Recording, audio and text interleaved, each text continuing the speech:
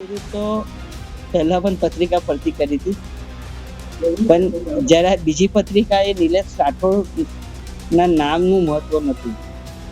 ભારતીય જનતા પાર્ટીના બરોડા શહેરના મેયરની પત્રિકા હતી, એટલે એની તપાસ થઈ, દૂધનું દૂધ ને પાણી પાણી થઈ ગયું છે.